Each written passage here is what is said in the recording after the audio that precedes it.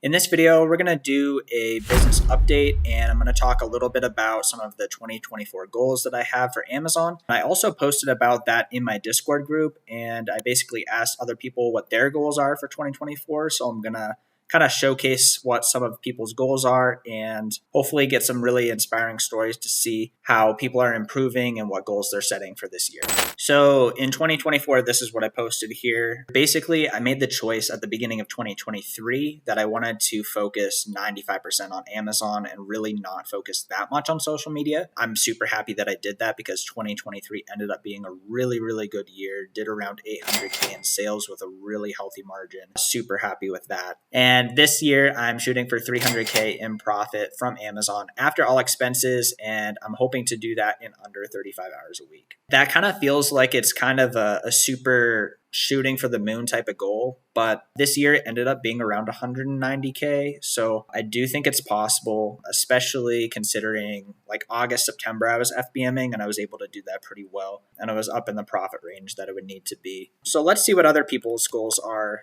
240 says, that's amazing. My goal is to get to 10K profit a month and then have it mostly automated. A lot of people really want it like completely delegated, and I totally get that. And that's kind of like the dream for people. People just really want it to be automated and be at a really solid amount of profit per month. So that's sick. Really pointed question there. How are you planning to automate it? Good question. I mean, it's like with these types of things, like I can say 300K profit, or he can say 10K a month profit and then automated. But like at some point you do have to sit down and like actually make a plan for exactly how you're going to do it. So I think what I'm trying to do is I'm trying to list 36,000 of potential profit every single month. And I know that a percentage of that isn't going to sell. So with that, that'll be enough to cover expenses and then make around what I'm trying to make every single month. And you have to break down like, okay, like what kind of business are you trying to be? Are you trying to do a ton of volume and sell thousands and thousands of units? And if you're not, you really need to raise your profit per unit. How are you going to have it mostly automated? I'm assuming he means like he's going to have a virtual assistant buying inventory for him. And like if he continues to work on that, like he'll be able to do it. Actually, he's been messaging me and talking about how he's already hired a VA. He's already having them source for him. Only last like month or two, but he's definitely on his way there. We got Andrew here. So Andrew says 68 FBA units heading out and some FBM. Long day. He's got the whole car full. Yeah, so Andrew is a super solid seller. I think he did $1 million this year. He does specifically just used items. And back in late 21 and 22, me and him were actually selling a lot of the same items. So it's super nostalgic, and I'm super glad that I reached out to him when he purchased one of my liquidation items within 10 seconds of me listing it on eBay. Like super solid guy. And here we go. Hit 1 million today for the last 12 months too. Almost counts. I think Amazon for 2023 was 997,000. I was telling him to reprice, but he didn't quite get there, I guess. But last 12 months, that's a huge accomplishment. I have not gotten there yet. I'm hoping, like, if I don't do $1 million in sales if I get 300K profit without hitting $1 million, that would be kind of crazy and my margin would be amazing. But I do think I'll hit $1 million this year. My December was like 110. The problem was for me this year in January, I was coming off of account health issues. So I was like pretty fearful at the beginning of the year. And then things started taking off in like May, June, July for me. And at that point I was doing over 60 to 70 to 80K a month. Before that, I was having way too many account health issues. Thankfully, he has not had that many issues. He's been selling used, which is hypothetically safer than new item in some situations. So I'm always really inspired by him. Asking him E to A, yes, sir. And he says, yeah, I've been able to cultivate some relationships outside of eBay, though, which helps. It's always good to reach out to people, especially if you bought a quantity from them, asking if they have more. Sometimes they get them regularly. That is a great tip. It's hilarious. Oh my gosh, dude. OG, if you're watching this, it's like you and another guy in my Discord just always have like the prime, like, oh, things are going to get saturated. Like, oh, things are just about to get so hard. It's not time to get started yet. David Jones says, yeah, that's something I never do, which is stupid, really. Do you follow up after every purchase with a message? Any tips would be appreciated. That's a good question. At least for me, if I ever follow up with people, I kind of do it when I see that they've listed it multiple times. That's just me. There might be a better way to do it, though, for sure. And how are you planning on automating it? Using VAs and a prep center. Yeah, so the VAs buying your inventory and then using a prep center to prep your stuff are some really key ways that you can delegate this business. That's one thing I'm working on right now. Because I'm doing a majority FBM, I'm used to using FBA and using a prep center in order to list my inventory and then FBA to fulfill my stuff. I'm definitely stretched a little thin when it comes to listing and shipping. Basically, one thing I've been doing is I've been having people come over for a couple hours a week just to help me with some like bulk tasks. That's been helpful. We'll see if I can build some other systems out for that. But yeah, that's kind of the way you do it. I have a virtual assistant buying a good percentage of my inventory at this point. So it's kind of funny at this point. She's literally buying for me and I'm doing the prep, which is a little ridiculous, but that's how it goes sometimes. He's from the UK, so the market's smaller. Would love to reach 250 to 300K in a year. Although I think you can still sell quite a bit, but that's full-time income right there. Andrew says it's around 20K profit, and then I pay myself and my wife a salary and reinvest the rest of it. S Corp life. Andrew's saying keep at it. 2018, he did 35K in sales. 2019, he did 100K. 2020, he did 250. In 2021, 500. And 1.2 million in 22, 1.2 million in 23. Because he does Walmart as well. So he has some revenue from another place, I think. We'll see what Andrew says about the saturated. About it becoming saturated, I think lots of people will try, but very few will keep at it and actually build a business. I started just flipping random stuff to build a bankroll. And when I had the confidence in what I was doing, I took out a loan and just went nuts scaling it and refining my processes. Always be open to different products and niches because you never know where it could take you. I had a 520 credit score and like 20K in debt in 2018. No college education, but my hustle prevailed. Yes, sir. Love to see it.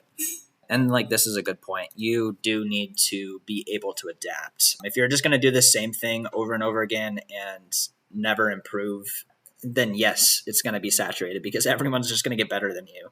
And there's not going to be space in the market for people who are like completely basic and not learning. But like if you're learning and being open to different products and refining your process and getting into different niches and improving yourself, I think there's almost always going to be space for you in the market. Now I have 2 houses, 2 Teslas, and the 800 credit score. Trying to sell one house, but ended up renting it because the real estate market sucks at the moment. Not to sound like a douche, but this is the type of thing that can happen in a few years just from Amazon. I never thought I would own one house in my life. You can accomplish a lot in a few years. Sounds daunting, but a little bit each day adds up. And I can testify to his persistence selling the same types of items that he was selling in 2022. He was always on the listing and he just like found a way to continually get more of these items, like regardless of how hard it was to find these items. Not always in the buy box. Obviously, I got plenty of buy box, but very persistent, been going for a long time, very solid seller. You could interpret it like he's being a douche, but like the point is like if you are persistent, if you build your skills, if you do this persistently for several years, I do think this type of thing like is kind of bound to happen. Hopefully that's just some inspiration there. We got Reese in the chat. Yeah, that's sick, Andrew. Just got to keep putting the reps in. Did 100K revenue and 18K net profit for 2023 with no credit. We'll be leveling up each year. And I think he posted some in the success category. And I think he was doing more like 10, 12K months at the end of 2023. So it looks like he's improving quite a bit as well. Especially if this is like a side hustle, like that's amazing. Andrew's saying, that's awesome. Just keep building a bankroll. So when those opportunities come about where you can buy a lot of great selling stuff, you have the buying power. I drove for Uber for the first 2 years so I could pay my bills and use my eBay sales money to save up. Eventually to do Amazon. Started out mostly thrifting video games and whatever I could find. The thrifting is such a big deal. I never really got into video games, but like even last year for me, I would be doing eBay to Amazon and basically I would spend a majority of my like what I have for inventory, and I was doing FBA at the time. And so I talk about this a lot in my videos, or should talk about it more. Basically, the FBA cash flow cycle is kind of a pain for scaling because it takes maybe a week for the item to get to you once you've ordered it. And then let's say you're using a prep center and they're slow. That's another 2 weeks until they even ship it to Amazon. And then it takes another 2, 3, 4 weeks to even go active at Amazon. So right there, you almost have 2 months before it goes active at Amazon, 1.5 to 2 months. And that's just when it goes active. And then it could literally it could sell out that day. It could take 2 months to sell. And then there's also the 2-week payout cycle as well. And that's not even to mention FC transfers. So for that reason, that's why I really like to do a lot of FBM at this point, because I love the cash flow cycle of just being able to, the box got to my house and I know that my best item just got here and I'm going to list that same day and potentially get the sale on the same day. Still have the time to wait for your money to get back to you. But like when you're scaling, sometimes you're going to like not have the best cash flow. So basically the point is a lot of like early summer, I was going to estate sales, thrift stores, finding a lot of this stuff. Like literally I found some of my replens that I would buy new on eBay, but I actually found them thrifting, which is pretty cool because the buy costs like $5 instead of like $50. So that's always helpful for your margin. So 240 said, I started with books and then online deals, but the percentage was very competitive. So I moved over to eBay. I'm now getting 25 to 40%. I'm assuming margin. 𝗬𝗏 said, that's a pretty great story, Andrew. And he says, the goal is to cast a wider net when sourcing this year. E2A is so simple. I've almost been complacent with 1 to 2 product types I've been milking.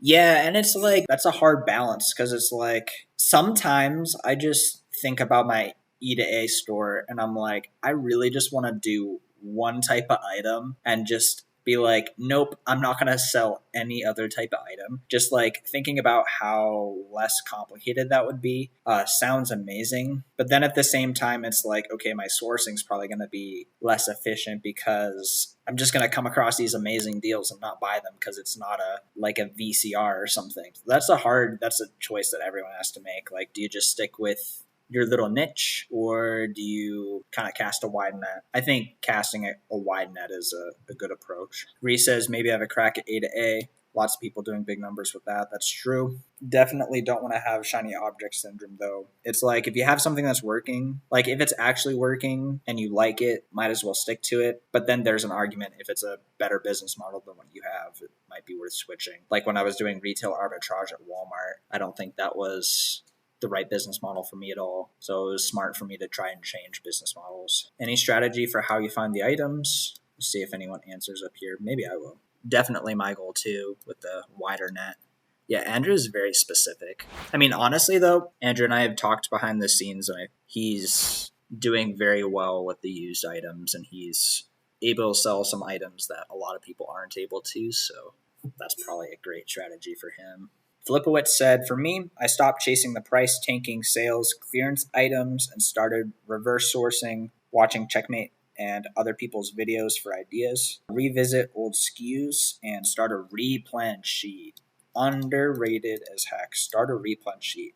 Because anytime you find something and then you don't source for 2 days and then you're like, shoot, where do I start? You just go back to your replen sheet and be like, oh, I made $800 profit on this item this month, but I would have forgotten about it if I didn't have a replen sheet or I didn't look at my inventory lab 𝗖cie 𝗰𝗶𝗹 or something. Yeah, so this is any strategy for how to find the items. I do have I think at this point when this video is coming out, in the last 4 videos, I did release 2 sourcing videos. Both of them revolved around Flipmine, and the first one was just me sourcing, trying to not talk too much, just trying to find as much profit as possible. And then some people commented on the video and just needed help that I didn't explain certain things. So the next sourcing video, I tried to explain a ton of stuff, and I made that a pretty long video, a half hour.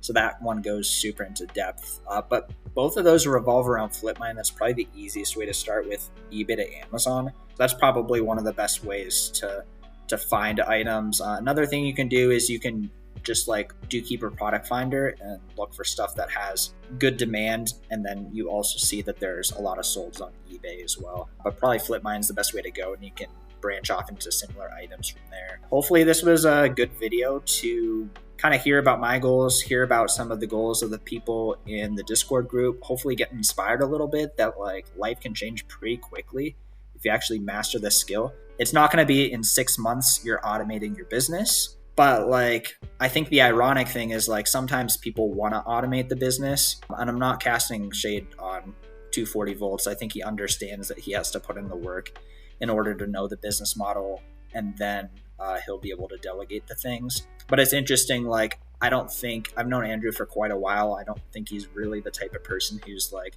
I need to automate my business and completely hands off in 8 months and just have all the money flow in and me not work. He hustles. He did FBM for probably 2-3 years.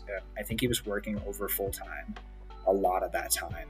And if you do that for a long enough amount of time, you're going to have strategies like what he was talking about down to heart, where you've done that 40-50 times, and you're just going to very well understand how to purchase a lot of items, get them prepped, get them shipped, and eventually be doing very, very well. So hopefully that was inspiring. If you're not part of the Discord, I'll have a link in the description. This is just a free group, just really fun to connect with other sellers, and I'd love to see you guys there. If you're not subscribed already, that helps me know that this is content that you guys like. And if it helped your business, hopefully you can help out mine by subscribing. With that being said, have a good rest of the day and take care.